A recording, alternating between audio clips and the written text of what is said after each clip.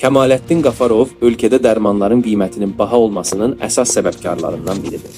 Və belə bir şəxsin hər yerdə Azərbaycanda dərmanlar ucuzdur deməsi, yumşaq desək, vətəndaşları dolamaqdır. Həmçinin onun parlament tribunasında öz biznesini legitimləşdirmək məqsədi daşıdığı aydın görünməkdədir. Bildirək ki, Kəmaləddin Qafarovun əsas gəlir mənbəyi məhz dərman satışındadır. Bununla bağlı bölgə TV əməkdaşları media üzərindən kiçik bir araşdırma aparıb və maraqlı məlumatlarla qarşılaşıb. Məlumatda deyilib ki, Azərimed MMC şirkəti Kəmaləddin Qafarovundur və ölkədə ən böyük dərman firmasıdır. Şirkət həm də tibbi ləvazimatların və avadanlıqların satışını həyata keçirir. O cümlədən Zəfəran Apteklər şəbəkəsi və Zəfəran Hospitalda kağız üzərində Kəmaləddin Qafarovun yaxın qohumu Canlıya Rəhim qızı Qafarovanın adına olan şirkət daxildir. Kanon Apteklər şəbəkəsinin daxil olduğu Kanon MMC Qafarovun digər firmasıdır. Qanuni təmsilçisi Kəmaləddin Qafarovun əmisi oğlu Hüsaməddin Qafarovun olduğu Şafran MMC-də dolayısıyla deputata məxsusdur. Deputatın dərman biznesinə Avesta Farm MMC Naturalist firması da daxildir. Naturalist firmasının təsisçisi kağız üzərində deputatın qardaşı Cəlaləddin Qafarovdur. Paytaxtın ən dəbdəbəli və bahalı şablır evlərindən olan Versal Palasında qanuni təmsilçisi Cəlaləddin Qafarovdur. Deputatın əczaçılıq biznesi ölkə sərhədlərini də aşır. Gürcüstanda fəaliyyət göstərən Tbilisi İsani Samkor rayonu Qorqasa Likcəsi 41 ünvanında hüquqi qeydiyyatda olan Helios Pharma Ltd-nin də Qafarova məxsus olduğu deyilir. Şirkət Tamara Gamzaşvili adlı Gürcü qadın tərəfindən idarə olunur.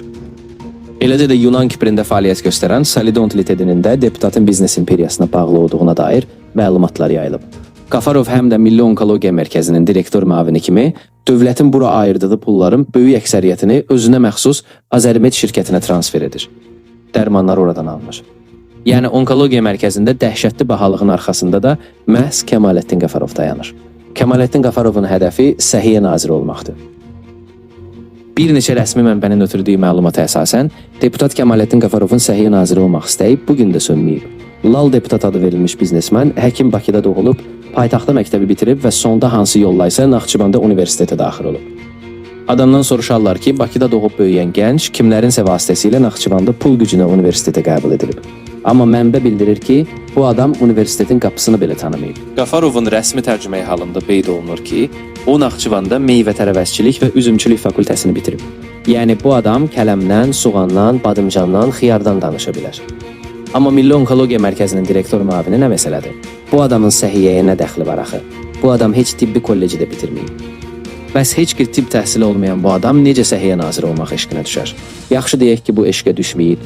Bəs bu adam necə strateji səhiyyə obyekti olan Milli Onkologiya Mərkəzini idarə edir? Bu adam heç mal doktoru, baytar, veterinar da deyil. Axı bu adam hər yerdən ümidi kəsilən xərçəng xəstələrinin başına hansı zülmləri gətirir, bilən varmı?